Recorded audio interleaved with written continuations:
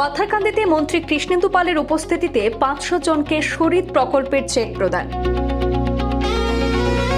মানুষের মুখে হাসি ফুটিয়ে এবং অসহায় শিক্ষার্থীদের ভবিষ্যৎ সুরক্ষিত করার লক্ষ্যে 115 নম্বর পাথারকান্দি বিধানসভা কেন্দ্রে এক বৃহৎ মানবিক উদ্যোগের সাক্ষী থাকল গোটা এলাকা।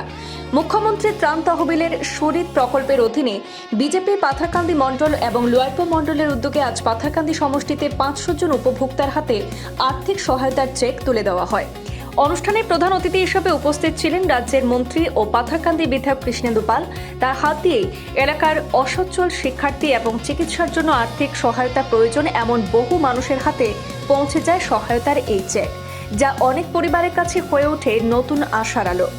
নিজ বক্তব্যে মন্ত্রী কৃষ্ণেন্দু পাল বলেন, রাজ্যের মুখ্যমন্ত্রী ডক্টর হিমন্ত বিশ্ব শর্মা সবসময় সাধারণ এবং প্রান্তিক মানুষের পাশে থাকার বার্তা দিয়েছেন।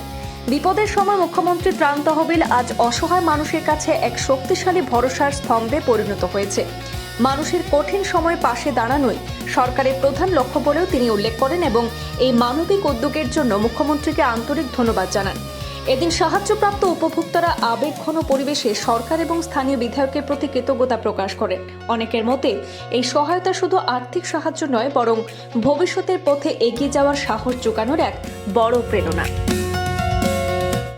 এইটো মাননীয় মুখ্যমন্ত্ৰী মহোদয়ে এটা সকলো এম এল এ সকলক মানে 50 লাখকে এটা ফাণ্ড মানে চুৰিত, এই প্ৰকল্পৰ নাম হ'ল চুৰিত, যাতে আমাৰ যিমান ষ্টুডেণ্ট আছে বা কোনোবা মানুহ যদি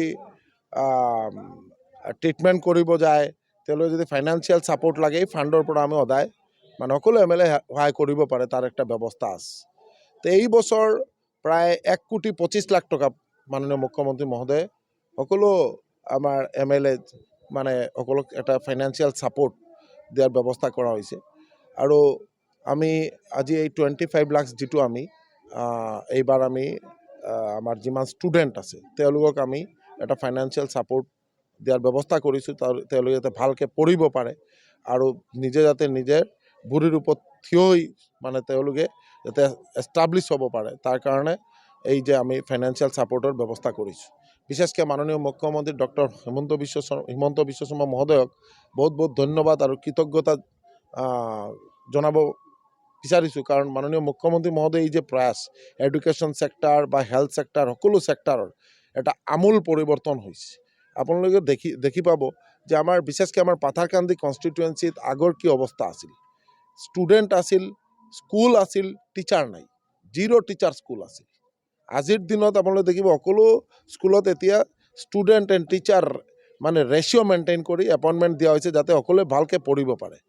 আৰু আজি আমাৰ মানে শিক্ষাৰ যি আমাৰ এই যে আলো, সকলো ঘৰত যাই যাতে এই পোহৰটো পৰে, সকলোৱে যাতে ভালকৈ মানে ভাল এডুকেশ্যন পায়, সকলোৱে যাতে সমাজৰ হৈ মানে এটা ভালকৈ মানে নিজৰ সমাজৰ হৈ কাম কৰিব পাৰে, তাৰ কাৰণে যি আমাৰ গুড এডুকেশ্যনৰ প্ৰয়োজন, তাৰ কাৰণে মাননীয় মুখ্যমন্ত্ৰী মহোদয়ে এই যে প্ৰয়াস বা আমাৰ শিক্ষামন্ত্ৰী আমাৰ ৰণোজ পেগু ডাঙৰীয়াও মানে দিন ৰাত অক্লান্ত পৰিশ্ৰম কৰি আছে, যাতে শিক্ষাৰ ক্ষেত্ৰত আমি যাতে আৰু আগবাঢ়ি যাব পাৰোঁ।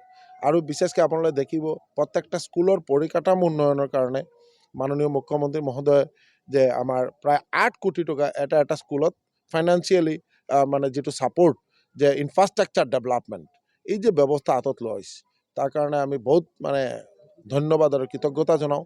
আজি আমাৰ পাথাৰকান্দি কনষ্টিটুৱেঞ্চিটো 5টা স্কুল আমি মডেল স্কুল হিচাপে গঢ়ি তোলাৰ কাৰণে যে মানে ব্যৱস্থা পাইছোঁ।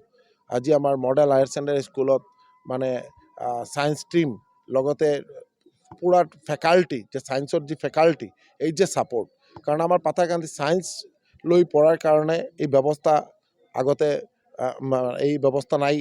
এতিয়া আমি নতুনকৈ আমাৰ যে পাথাৰকান্দিত যে ছায়েন্স লৈ পঢ়াৰ কাৰণে মাননীয় মুখ্যমন্ত্ৰী মহোদয়ৰ নেতৃত্বত এই ব্যৱস্থা আমি পাইছোঁ। এতিয়া আমাৰ পাথাৰকান্দি ল'ৰা ছোৱালীয়ে ইয়াত ছায়েন্স ষ্ট্ৰীমত পঢ়িব পাৰি আছে, এইটো এটা গৌৰৱৰ বিষয়। তো এইকাৰণে মাননীয় মুখ্যমন্ত্ৰী ডক্টৰ হিমন্ত বিশ্ব শৰ্মা মহোদয়ক ধন্যবাদ আৰু কৃতজ্ঞতা যাচিছোঁ। আৰু বিশেষকৈ আমাৰ সকলো ষ্টুডেণ্টে যাতে ভালকৈ পঢ়িব পাৰে, এইটোৱেই সকলো মা দেউতাই চায়, আমৰা সকলেই চাওঁ যে আমাৰ পাথাৰকান্দি বা সকলো কনষ্টিটুৱেঞ্চিৰ এম এল এবোৰে কি চায় যে আমাৰ কনষ্টিটুৱেঞ্চিৰ ল'ৰা ছোৱালীৰ ৰেজাল্ট যাতে ভাল হয়।